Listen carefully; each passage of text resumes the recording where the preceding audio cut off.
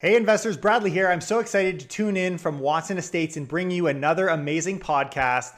Today I want to share with you what my clients are doing during the lockdown. I don't know what everyone else is doing, and it's very difficult to speculate without just analyzing the market statistics, but that doesn't give the overall impression. And so what I wanted to share with you today is really what my clients are doing in the interactions that I've had as a broker and investor here in the GTA. Now, it's too early to know, but I can tell you what is going on with my book of business and how people are overall reacting to the COVID-19 closures in real estate. And being in the know is ultimately where you're going to find the best opportunities. Now, before I get into those numbers, I just want to encourage you guys, if you haven't already, to jump onto our podcast, the Toronto's #1 real estate podcast. It's on iTunes, Stitcher, Spotify, and Google Podcasts. In some of those platforms, we appear as #1. In others, we appear as #2. And if so, you haven't already done so, jump in there because we have been putting out content 6 days a week, every morning at 9 a.m. with the latest news and giving you guys the rundown on what's going on while we're in this crazy state of turmoil. I want to make sure you guys are fully informed on everything happening in the local Toronto real estate market. So let's jump into what my clients are doing today. When I look at the majority, I've broke it down into different percentages. So the majority of my clients, I'd say 75% of them have gone onto the sidelines. And in some cases, it might even be a little bit more than that. Out of that number, for the people that are on the sidelines, there's 3 big reasons that I could batch into why they're doing so. Number 1 is their job, their salary, or overall their mortgage qualifications are either suffering or they are is fear of them becoming something that will suffer. So maybe they have a job, but they're still a little uncertain that that will exist in a month. And so they're sidelining for that reason.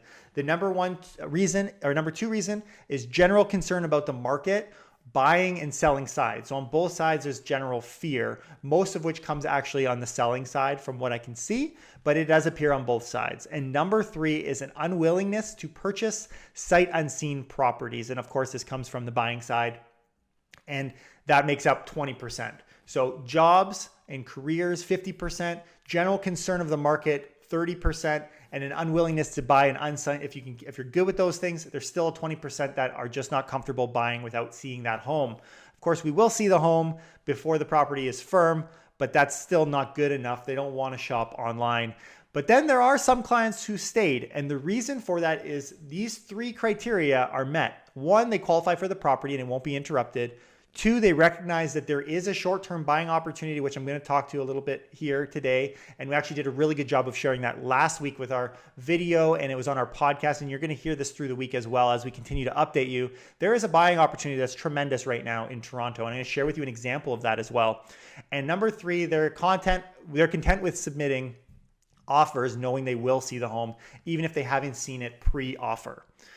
So my pitch to every client with respect to the marketing of the market prices that we see, best case scenario is what we kind of all want to see, which is what we saw at the bottom of 2017. Now, you guys know back in 2017, when everything went nuts, we all kind of wish we bought at that low because we saw that there was bidding wars that all kind of came back after that psychological struggle had taken place.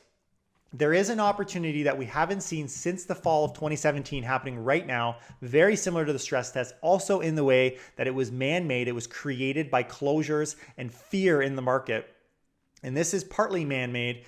And if prices did drop 10%, that would actually, which we've seen, if you look back to our video last week, that just takes us back to what we saw last year. So we're not going back miles and miles. We are in a very strong real estate market. And so it's not a huge deal in the big picture versus the discounts that people are experiencing in a market like this or in times of turmoil.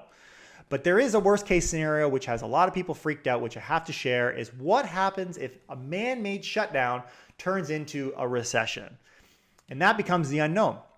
To date, I have not seen, I'll repeat, I have not seen fire sales that are happening, people in desperation that are caused in the short term. Where I have seen struggles is people who have already purchased and now they need to sell. So that, if you consider that a fire sale, fine. But generally, there aren't people that are desperate to sell because they're losing their home. They're desperate to sell because of a scenario that they've put themselves in a market where they maybe didn't position themselves properly strategically.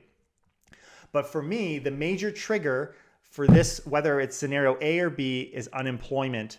So I'm going to read an article from Global News. It says Canadian unemployment could hit 15% amid coronavirus pandemic, deficit to 113 billion. So the article reads, the coronavirus pandemic sweeping the globe could send the Canadian unemployment rate soaring to 15% by the end of the year. A new forecast by the parliamentary budget watchdog suggests. At the same time, the federal deficit could spike to 113 billion by the next fiscal year. The current federal deficit sits at 26.6 billion, while the national unemployment rate is at 5.6. So those are big jumps.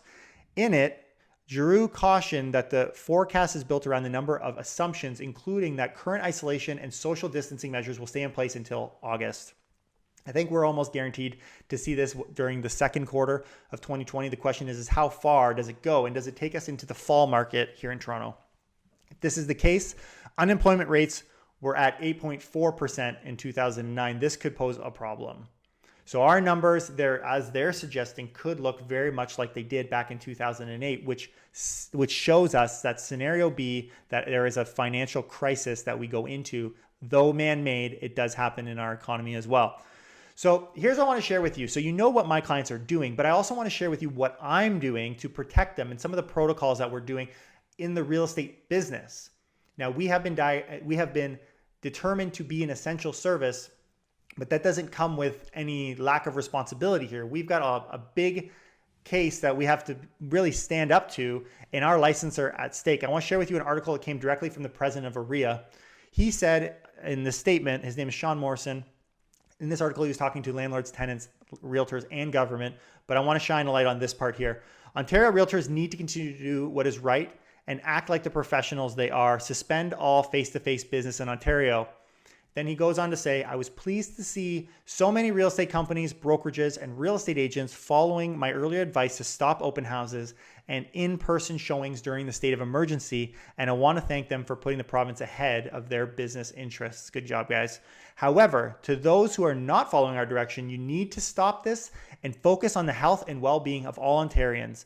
As you know, realtors who ignore the direction of health officials during their trading activities will face serious sanctions, including possible disciplinary prosecution by RICO. RICO is not a fun oversight body to fight with, guys, and they're making some pretty strong claims that we're going to come after you if you don't follow the rules. So for me, in my business, I have taken a lot of my relationships and my ongoing business onto platforms such as Zoom, which is a video calling, and I'm sure you guys are familiar with it because it's just become so popular. But any of these forms of online communicating is a great way to build a relationship and a love with the people we do business with. Here are some of the things that we are up against today, just to name a few. Buyers are submitting properties sight unseen. Listings don't want physical showings, and they're relying on virtual tours. However, do people want virtual tours is to be determined, and we kind of cover this in our podcast daily too on how that looks and what are the odds of that working. But we've seen the numbers go way up, and the Canadian Real Estate Association has allowed us now to do online open houses, which will be posted on listings. Many condos aren't allowing showings. In an extreme example, listing brokerages are requiring signatures that before you enter, you don't have a fever, signs of illness, and you haven't traveled. And everyone is quickly learning how to do deals online. Even those old folks out there that really thought the internet was just a bit of a fad. Nope, they're on there too. We're doing everything online, signatures and documents and everything. And so I want to share with you the conditions that our brokerage is putting into offers, because this gives you some insight in where there's, I guess, room for challenges and how we're covering our clients' butts. Now, I have to say these are not the full wording, obviously, of these clauses. They are longer, but I want to highlight to you the parts that will explain what they are about.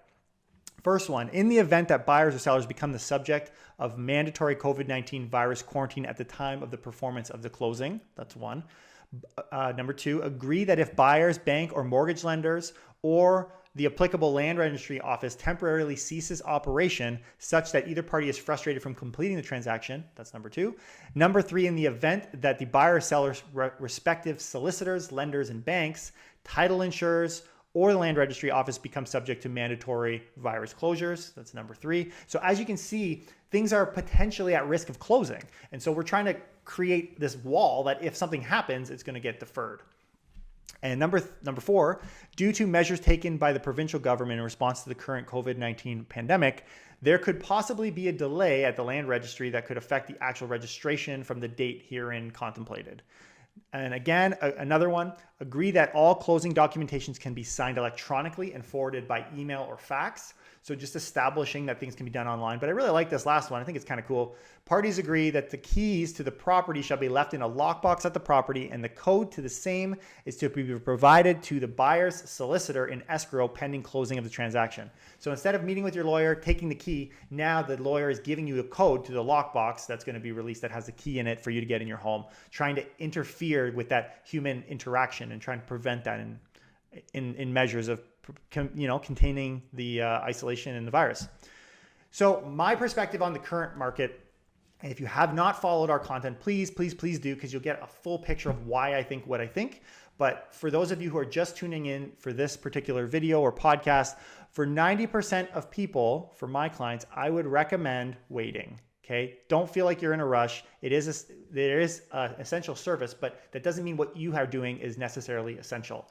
There are many risks right now, so make sure that you know them before you're proceeding. However, I do have clients that are taking this as an opportunity to make moves that they would have otherwise not been able to accomplish 6 months ago.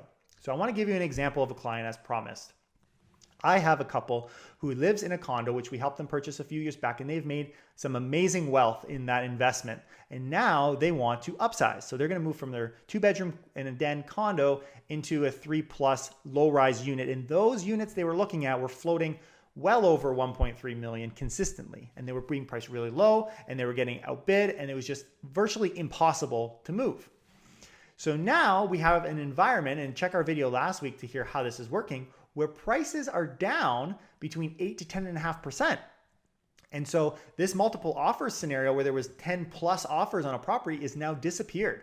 So they were hoping to find something under 1.3, and all the listings we're seeing today are consistently there on their purchasing side. The challenge then becomes on selling their condo, which is a whole other can of worms, but it just paints the picture of how good a deal we're getting right now, especially in the higher cost, higher price point inventory in Toronto, because as you cross that 1 million, financing becomes harder. And with all these questions, if you are one of those people that are able to weather the storm and position yourself correctly and take that risk, there's a lot of opportunity in there. So for these clients, we are being very safe, of course, and we're following the guidelines set out by every association, but we aren't sitting on our hands. So for some people, it's not time to sit on your hands. For some people, it's time to move. But I would say more likely than not, it's time to sit on your hands. Without using a crystal ball, it's my thinking that the deals that we're seeing today are close to as good as they're going to get. This is my perspective. This is my opinion. This is not advice or anything like that. But if you don't agree with me and you think, you know what, Brad? No, things are going to come down another 10%. Well, then I'll tell you this. We are in an environment right now where there are people who are getting themselves pinched from having sold a home, but they need to buy something, or they're buying something rather, but they need their home to close in order to firm up that deal because they were just a little bit too anxious in the last few months. How about this? How about sending them an offer 10% less than it is now, if that's the number you think it is? And if you don't get a deal, you don't get a deal. But buy yourself that buffer so even if an appraisal comes through, you're still safe. Again, not for everybody, a high risk move. But at the end of the day, in an environment like this is where you make the big bucks. I'm going to leave it there, and I'll see you next time. Take care. Keep it real.